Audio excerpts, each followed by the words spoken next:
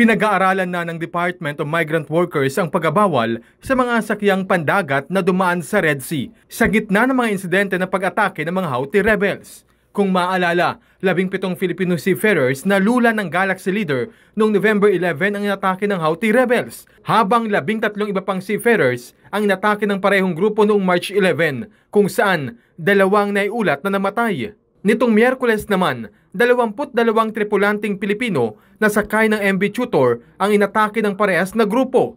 21 sa kanila ang na-rescue habang nawawala ang isa pa. Ayon kay DMW Secretary Hans Leo Kakdak, bigyan lang sila ng oras para reviewin ang patakaran kaugnay ng panukala nilang huwag nang padaanin ng mga barko sa Red Sea. Kailangan pa nilang konsultahin ang kanilang mga partner. Kasama na rin ang pag-aaral ng Department of Foreign Affairs sa kasalukuyang sitwasyon. Aminado si Secretary Kakdak na hindi agad nila maipatutupad ang pagbabawal na pagdaan sa Red Sea, lalo't hindi nila mapipigil ang komersyo. Gayunman, nasabihan na nila ang mga Filipino seafarers na igiit ang kanilang karapatan na tumangging dumaan sa Red Sea.